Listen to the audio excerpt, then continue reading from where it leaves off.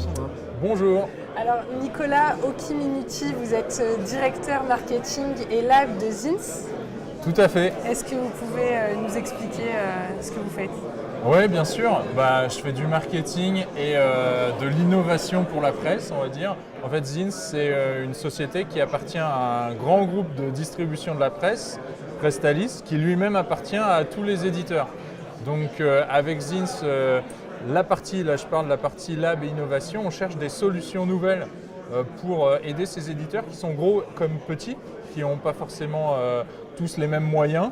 Et tout ça, au départ, c'est basé sur notre empathie, on a le même ADN, on vient du même endroit et on se dit où trouver des solutions faciles qui conviennent à ces acteurs de la presse, qui ne sont pas comme tous les acteurs que peuvent servir les startups ou les sociétés de services.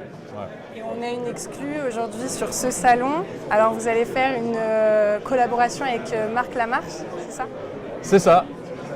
Alors vous pouvez nous en parler, Marc? Alors très bien, moi je suis le fondateur de SwissPay, qui est une société qui propose des solutions de monétisation aux acteurs de la presse. On a des clients un peu dans toute l'Europe, des éditeurs de presse principalement. Et là, on annonce aujourd'hui notre collaboration avec Zins pour la distribution de notre solution, le Smart Wall, en France. Peut-être que Nicolas peut nous en dire plus par rapport à... Oui, comme je disais, on cherche toujours des solutions adaptées aux éditeurs de presse. Il y a des solutions qu'on fait nous-mêmes ou avec d'autres partenaires. On a fait des applications clés en main pour les éditeurs qui n'avaient pas d'application. On aide les éditeurs à se digitaliser, à épouser le mouvement. Et là, on trouvait qu'en particulier, le Smart Wall, ça faisait partie de ces solutions qu'on propose qui sont très rapidement rentables. On ne cherche pas des solutions qui vont coûter aux éditeurs, mais plutôt des solutions qui vont leur rapporter rapidement, selon leurs objectifs. Et le Smart Wall, donc, c'est quoi? En quelques mots, et Marc va me corriger, parce que c'est lui qui en est le fondateur.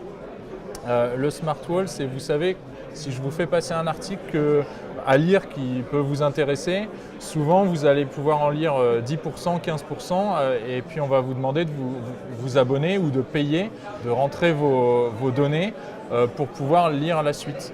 Alors que peut-être vous n'aviez pas le temps de tout ça. Donc ce qu'on observe, c'est que dans 99% des cas, les gens ferment la fenêtre parce qu'ils disent « moi, je n'ai pas accès à cet article ».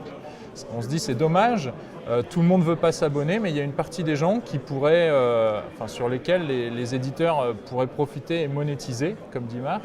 Et donc on leur propose deux options simples à ces gens-là qui n'ont pas le temps et qui ne veulent pas s'abonner, soit payer en 2 clics et être débités sur leur facture téléphonique automatiquement, soit regarder une vidéo et accéder à l'ensemble de l'article gratuitement. Voilà, cette vidéo étant sponsorisée. Exactement, le Smart Wall, il remet l'expérience utilisateur, ou plus précisément l'expérience du lecteur, au centre du système. Parce que finalement, vous avez une mauvaise expérience quand vous êtes bloqué par des paywalls habituels juste pour lire un article. Donc nous, ce qu'on essaie de faire, c'est de donner l'accès facile.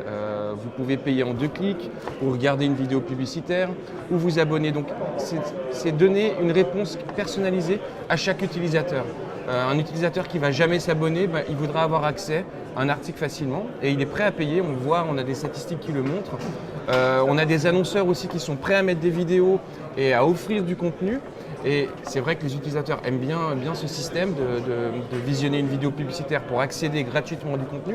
Donc finalement, on a une solution qui marche, qui résout une problématique qui est constante chez les éditeurs de presse, qui amène une solution efficace aux annonceurs pour communiquer et avoir une belle visibilité chez les utilisateurs et finalement donner une belle expérience de lecture aux lecteurs. Je pense que c'est la clé au financement du contenu de qualité. Et comment vous complétez chacun? Alors très bonne question.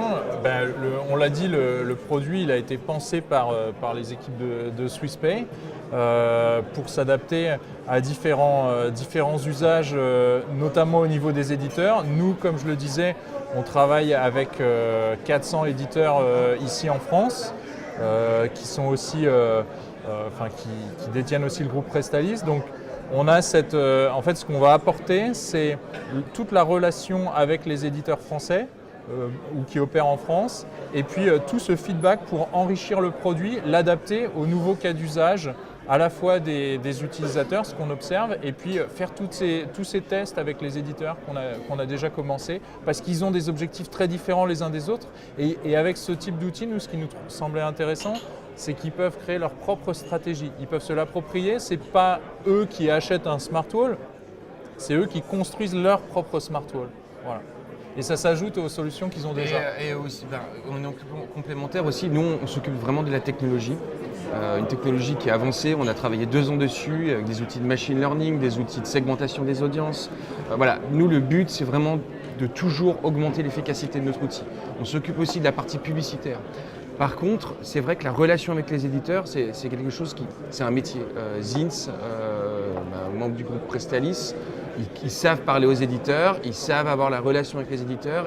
Il faut quelqu'un qui gère la relation au jour le jour.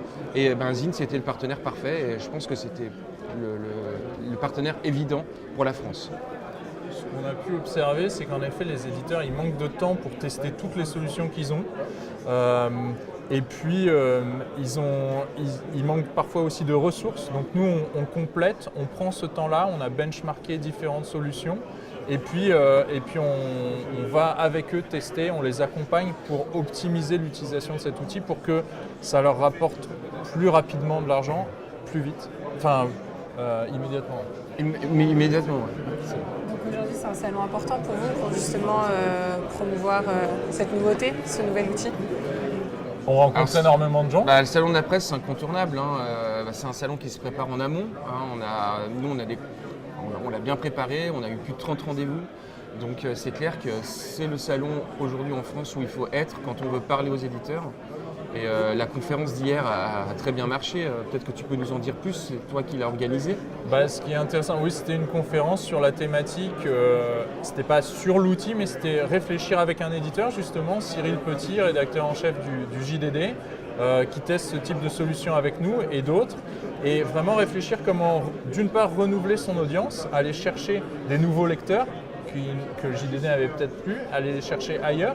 Une fois qu'on les a aussi, les transformer du coup en revenus, les monétiser. C'est pas parce qu'ils veulent pas s'abonner qu'ils veulent pas lire le JDD. Et une fois qu'on leur a montré les intérêts de l'outil, ce serait dommage qu'ils ne participent pas, qu'ils ne payent pas, puisqu'ils valorisent ce contenu. Oui. Voilà. Donc le but, cette conférence, elle montrait aussi que nous, on s'occupe vraiment du contenu de qualité. Pourquoi du contenu de qualité serait toujours caché derrière des murs payants où 99% des gens finalement abandonnent quand ils sont face à ça? Pourquoi le contenu payant, on ne lui donnerait pas un accès facile?